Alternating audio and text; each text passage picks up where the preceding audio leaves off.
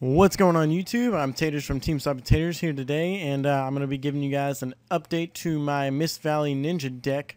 And this will be version 2, I think. There's been a lot of changes to the deck, and it runs a lot smoother. It's still got the consistency problem, but this deck will always have a consistency problem because it's just really problematic drawing those Apex Avions. Let's just go ahead and get right into the deck profile real quick, and then I'll go over some of the changes and why I made those changes. So to start it off, we've got 2 Mist Valley Apex Avion and 1 Dark Simorgh. I explained these in I explained the Dark Simorgh in the previous version, so I'll link you guys to the previous version of this build, and you guys can check that out. And it gives a lot more in-depth explanation as to why I run certain cards and how these cards work. So you guys can go check that out if you want to learn like why I run certain cards. But let's just go through the deck profile real quick. So we got the 2 Avions and 1 Simorgh, 3 Hanzo, 1 Upstart Golden Ninja, 1 Zephyros, double Summoner Monk, and 1 Birdman. Then we have the triple Falcon, double Soldier, and 1 Thunderbird. For the spells, we got triple Divine Wind, triple Terraforming, triple Pod Duality, Monster Reborn, Heavy, and Rhoda. For traps, we have Solemn J and Double Warning, double Compulse, triple Ninjutsu Art, double Fiendish Chain, 1 Starlight Road, and 1 Safe Zone. Moving on to the extra deck for the Ixies, we have Blade Armor Ninja, Gemini Pearl, Maestroke the Symphony de Jin, C39 Utopia, well, number 39 Utopia. I always want to say C39. But then we got the 1 Photon Butterfly Assassin because I don't like Papilla Operative or whatever the fuck it is. For Synchros, we're on Cretaster, Brio, Ancient Fairy, Black Rose, Arcanite, Dark End, Stardust, Scrap Dragon, Thought Ruler, and Decisive Armor.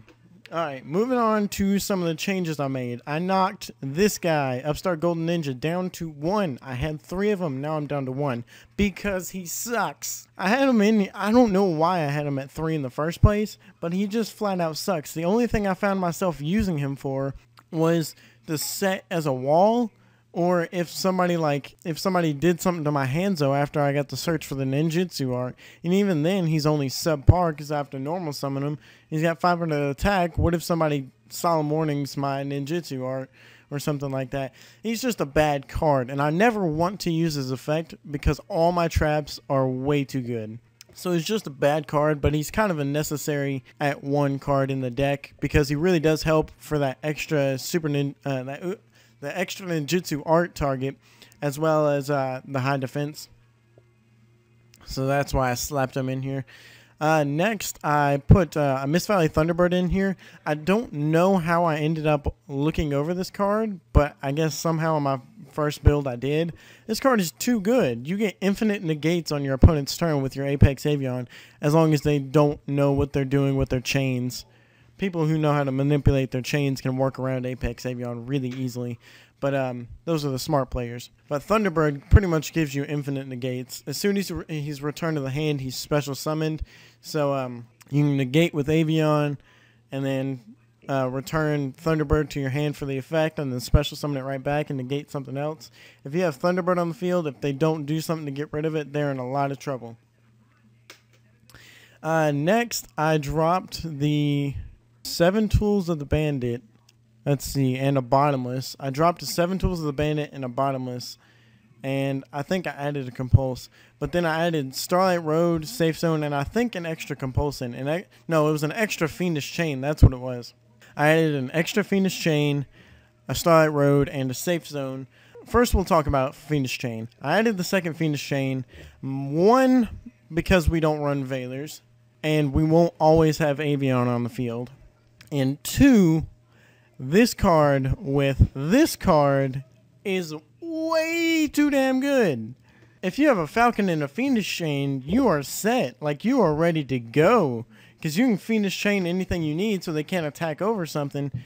Then attack over it with your Falcon, returning your Fiendish Chain to your hand so it doesn't get destroyed. And then Fiendish Chain something next turn. It's just way too ridiculously good. And I added in the Starlight Road to sustain our lock once we have it out. It just helps with a lot of with a lot of the chaining issues the deck has, it's really easy to get around if your opponent knows what they're doing. So Starlight Road really helps with that. Next, we run the 1 safe zone. I want to bump it up to 2, but there's just no room in the deck. I run it because safe zone on this guy is way too damn good. Safe zone on him is way too damn good. Safe zone on Dark Simorgh is way too damn good. There's just a lot of targets for safe zone in this deck that make it broken. So it's just a really good card to work into the deck. I'm still iffy on 2 though. Like, I want to put 2 in here, but I'm not completely 100% sure about it because I haven't really drawn it enough to play test it as much as I wanted to. But it is a good card, especially when you combo it off with Mist Valley Falcon once again, because you can equip this to one of their monsters, bounce it back to your hand with Falcon, and it destroys their monsters. So that's really good.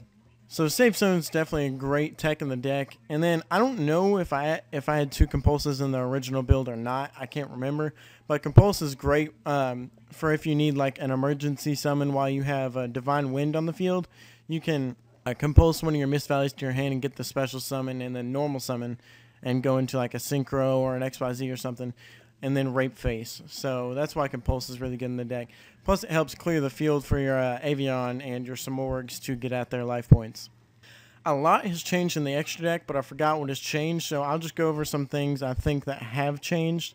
I worked in Arcanite Magician because we have the 2 Summoner Monks and the Birdman, and I go into it more often than you think. And when you get Summoner Monk, ditch a spell, and bring out like a Falcon or a Soldier, and then you bounce it to your hand with Divine Wind on the field, and then get another Falcon or Soldier or even Thunderbird, then you just went super plus. Because you summon Summoner Monk, ditch like a dead duality, special summon one of these guys, return it to your hand for Birdman, then Divine Wind special summons another one from the deck. So just by getting Summoner Monk out and having Birdman in hand, you put 3 monsters on the field.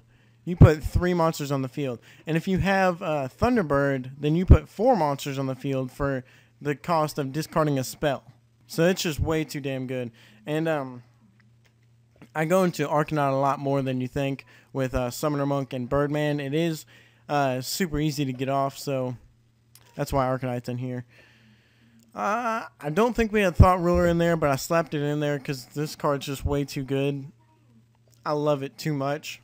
What happens is if I'm thinking correctly, then this guy causes Light Pulsar to miss timing. If you attack over it with this card, you attack over Light Pulsar, and then it destroys it, and then you gain the life points equal to Light Pulsar's attack, which is 2,500, and then Light Pulsar's effect misses timing because the last thing to happen was not him hitting the graveyard. It was Thought Ruler gaining your life points. So that's why Thought Ruler is really good, because it breaks that loop. And that's pretty much it for the changes. If you guys like the deck, then make sure to thumbs up the video. And if you guys are new to our channel, please subscribe. You know, check out some of our other videos, and then tell some of your friends about us. We'd like to get out there. But other than that, guys, I'm Taters from TeamSlopyTaters. Get ready for some sexy music.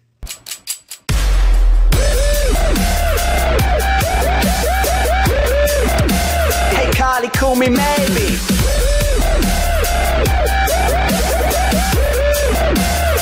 Better yet, call me baby. We drinking up this vodka, she mistaking it for water. This party just made the news. Guess who just backed the report?